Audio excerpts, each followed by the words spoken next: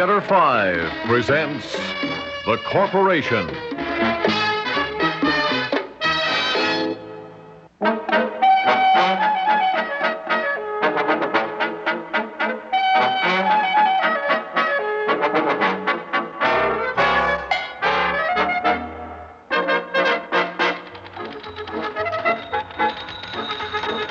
That's the sound I like to hear, the sound of the employees of the corporation hard at work. No conversation, everybody bending to his task. I'm the assistant to the general office manager of the corporation, and among my many other duties, I'm responsible for personnel relations. I'm glad to say that in the corporation to which I've given my life, personal relations does not mean seeing that the employees are happy with the corporation. No. We have no such sentimental modern ideas here at the corporation. With us, personnel relations means seeing that the corporation itself is happy with its employees. And the corporation is happiest with its employees when the employees make a happy sound. One can imagine then how very distressed I was on the morning when the happy sound of employees doing the work they were paid for was shattered by a sound not at all happy. What's that? Stop it! Stop this! Stop it, I say! You will all go back to your work. Quiet! Quiet, everybody. That sound comes from Miss Frisbee's office, and what happens in Miss Frisbee's office does not concern any of you. I'll see what's happening in there, but you will all go back to your work. And now...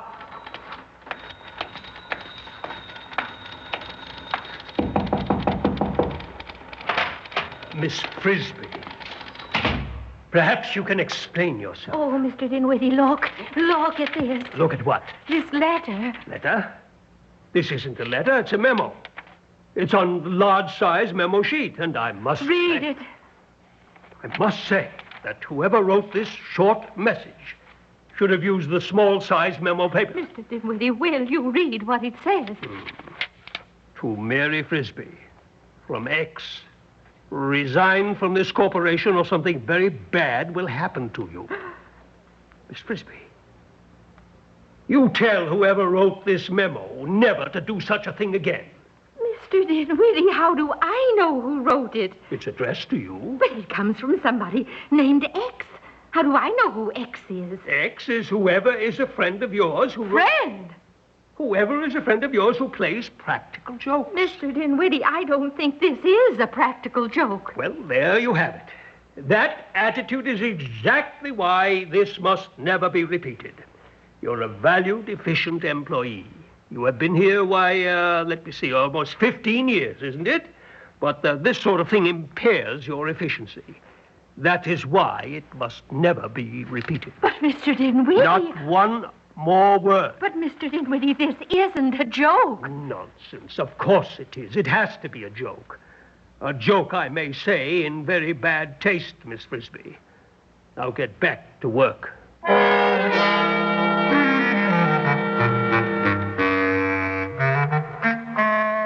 I flatter myself that I handled the situation at that point with the firmness proper to an executive speaking to a subordinate in danger of becoming hysterical. That is the way my chief handled me, and I admired him for it. And speaking of my chief, the general manager of the corporation, I had the problem of whether to speak to him of Miss Frisbee when I made my weekly report to him. I handled that properly, too, I think. All right, Dinwiddie. Is there anything else? Just one thing, Chief. It's about Miss Frisbee. Good woman. But we can't give her a raise at this time, if that's what you're talking about. Oh, no, of course not, Chief. It's just that she became a shade hysterical the other day. She screamed. What? Yes, sir. In the office and in business hours. But I'm quite sure she's straightened out now. You talked to her? I did indeed, firmly. Fine. What'd she scream for? Somebody played a practical joke on her. Well, we can't have that. I told her so, in no uncertain terms. Good. To tell the practical joker so, too? No, she pretended not to know who it was. Doubtless some friend she wanted to protect. But I'm sure he'll get the message from her. All right. It's your responsibility, Dinwiddie. Handle it. Gladly, sir, and I think I have handled it already. Good.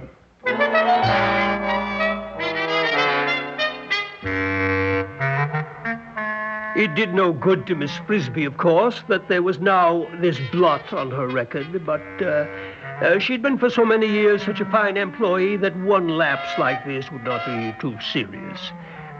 Those who think the corporation has no heart should bear that in mind.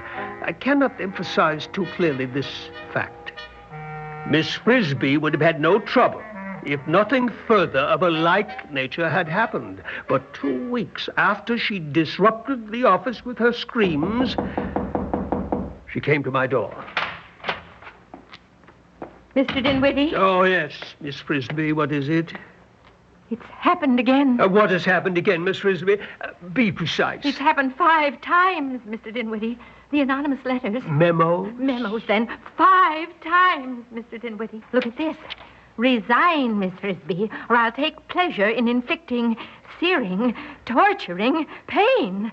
Mr. Dinwiddie, I am frightened half out of my wits. Control yourself, Miss Frisbee. And look at this one. Just 3 words. Resign or die. Resign, it says. Well, I'm a good employee. You were a good employee up until the time when... When what, Mr. Dinwiddie? Nothing, never mind. Oh, but I do mind. Does the corporation propose to protect me? Now you are hysterical. Or help me, even? Certainly not. All right, Mr. Dinwiddie, but I warn you, I am going to do what the corporation should have done. What do you mean? I am going to the police. Miss Frisbee. Goodbye, Mr. Dinwiddie. No, come back. Close that door. Well? You can't go to the police. Why not? This corporation depends on good relations with the public.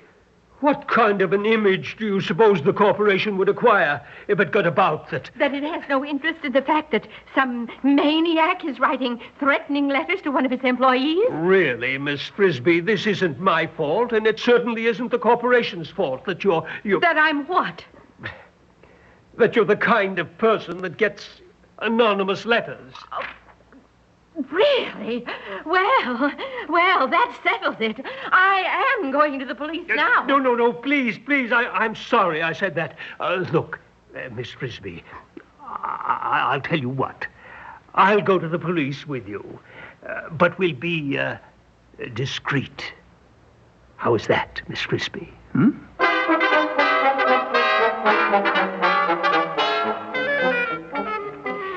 It was the only thing I could think of to keep her from running to the nearest station house and blurting out heaven knows what wild stories. When she agreed to let me go with her, I was able to tell her that I could arrange for special treatment, and that was true. One of the officers of the corporation was distantly connected with the commissioner of police, and through him, but without revealing anything at all about the nature of my errand, I was able to get an appointment with a police lieutenant who, I was told, would bear in mind the corporation's desire not to have bad publicity. Miss Frisbee and I went to see him. On our own time, of course, after work the next night. We told him our story and showed him the memos. Well, just what do you want from me? Advice, really, and discretion, Lieutenant, above all. Discretion. A full-scale investigation, that's what I want. Well, now, ma'am, I don't think we can quite manage that. Why not? Well, these memos, did they come in the mail? No, they were left on my desk. Well, now, that's too bad they weren't mailed. Using the mails would make it a much more serious offense. You mean to say this isn't serious enough? Well, of course it's serious to you, ma'am, but at this juncture, rather vague. You see, Miss Frisbee? No, I don't see. I have been threatened with death. Well, that's true, and believe me, I'd like to investigate it, but I can hardly do that officially. Not until there's some more definite complaint. Not until X kills me? Oh, now, now, Miss Frisbee. She's overwrought, Lieutenant. The fact is, Miss Frisbee, there's nothing to fear. I disagree, Mr. Dinwiddie. There's something to fear, all right, and I'd like to help. I could investigate unofficially. Oh, there's no need of that, Lieutenant. All right, then. I have some advice which might be helpful. What is that? Well, I think the corporation ought to hire a private detective. Oh, well, I'm sure we'll think it over, Lieutenant, and thank you very much. Come along, Miss Frisbee. I knew that Miss Frisbee would pick up the lieutenant's suggestion and make a nuisance of herself with it. So when she suggested that we go back to the office and talk it over, I said yes. After all, we wouldn't be stealing time during business hours for such a conversation. So back we went. Well, Mr. Dinwiddie, evidently you did not listen to the lieutenant. The corporation should get a private detective, he said. Apparently, you didn't listen to the part you didn't want to hear, Miss Frisbee. He distinctly indicated that this foolishness is not a criminal matter. Now, the corporation clearly has no obligation. What is it? Oh, it's nothing. It's no crime. It's just another letter. It doesn't even say anything new. It says resign or die, see? Same as the last one. Mr. Dinwiddie, the corporation has to put a stop to this. Stop that, Miss Frisbee. Stop crying. Stop it. Stop. You slapped me? I did indeed. The only means of coping with your hysteria. You've become a great nuisance, Miss Frisbee. Your efficiency is down. Oh, it must be down 20% at least. And all for what? Either on account of a practical joke or letters that you write to yourself. What? How does the corporation know you don't write these notes yourself? Such things have happened, you know. Give me a lie detector test. It costs money. And the corporation doesn't have money to spend on frills, Miss Frisbee. But you have accused me. I raised a possibility that's reinforced by your having suggested that we come back here tonight, your having suggested that we come into your office, and then by your having found another letter to scream about. I don't write these things myself. The corporation, Miss Frisbee, couldn't care less. No crime is being committed. Whatever action is taken, you'll have to take yourself. Good evening, Miss Frisbee.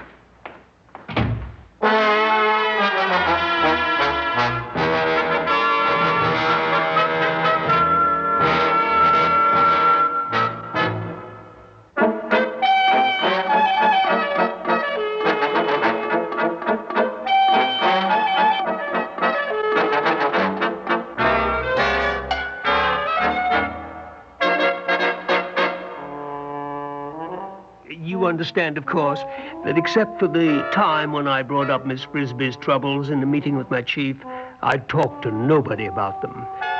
And I believed her when she said that she had talked to no one but me.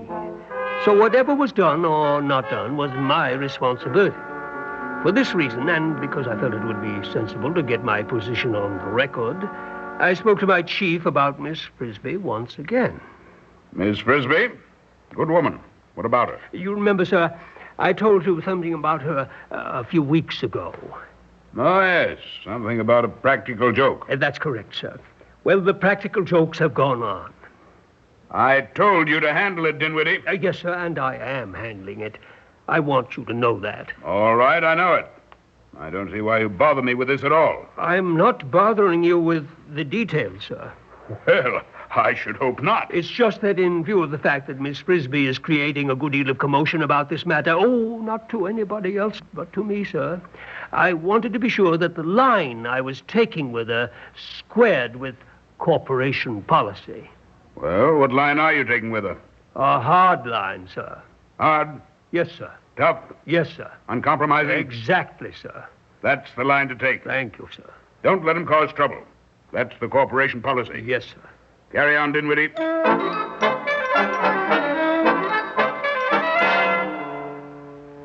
So that was that.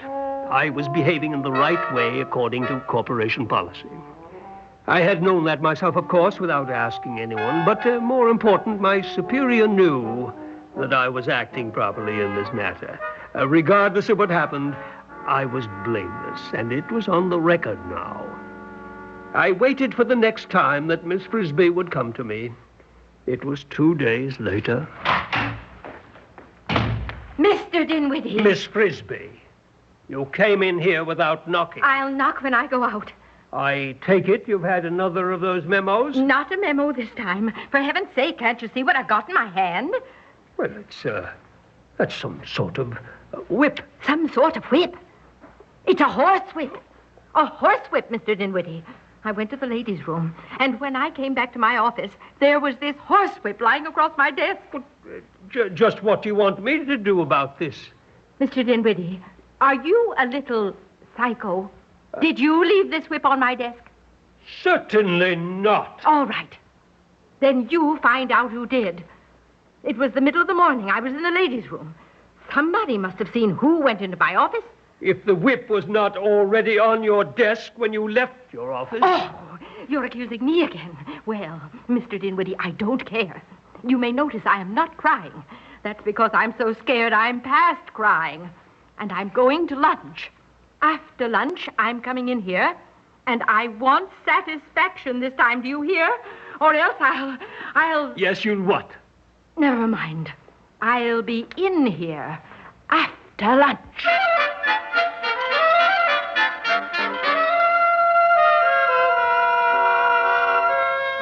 If she thought that I would spend the lunch hour trying to find out something that was probably undiscoverable anyway, she was very wrong. I simply waited for her to come back. And when she did...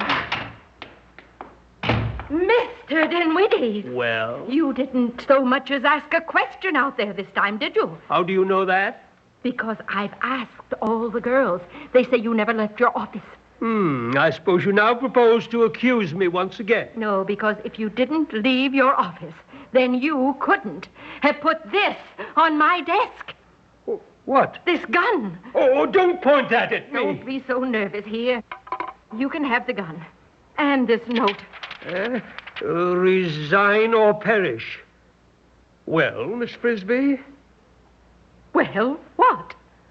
What's your decision? I can't stand this anymore, Mr. Dinwiddie. It's taken more courage than I thought I had to come in here every day. I keep expecting something to hit me in the back. And the corporation won't do anything. Why should it? All right, then. All right. I resign. Under the circumstances, I think that's best, Miss Frisbee. You... Others would have learned about this. It was already taking too much of your time and mine away from our job. Oh, shut up! I resign. You're rid of the nuisance. Isn't that enough? When will you be leaving us, Miss Frisbee? Right now. It's probably best. I've been here 15 years. Yes? What about severance pay? Miss Frisbee, severance pay is given when the corporation fires an employee. You are not fired. You're resigning. You worm! I'm sorry, Miss Frisbee. Those are the rules.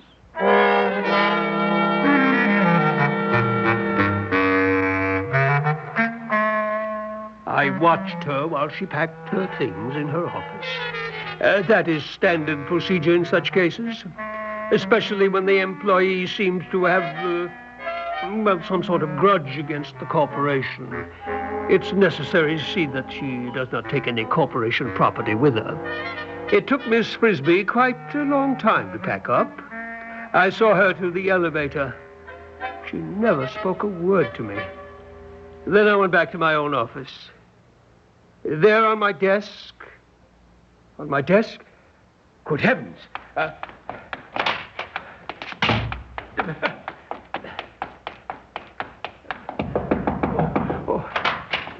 Well, Dinwiddie, what is it? Sir, I found this on my desk. On memo paper. It says, "You're next. Resign or die."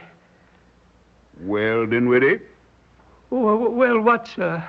Well, what's your decision? And after all, This is none of the corporation's business, you know.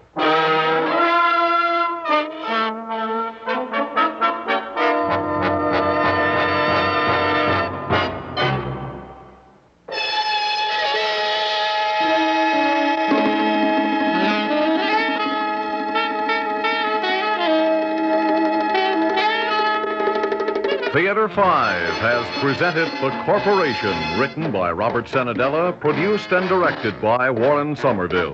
In the cast, John McGovern, Mary Jane Higby, Guy Sorrell, and James Monks. Audio engineer Neil Pultz. Sound technician Ed Blaney. Script editor Jack C. Wilson. Original music by Alexander Vlastotsenko. Orchestra under the direction of Glenn Osser.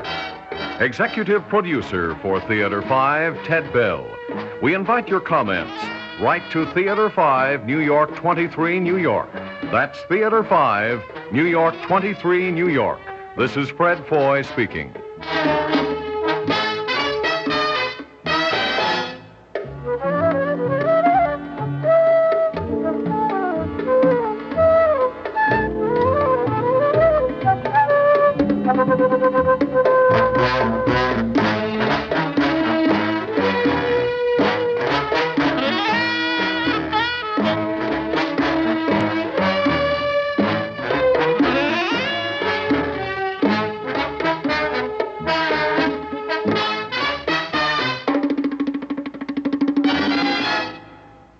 This has been an ABC Radio Network production.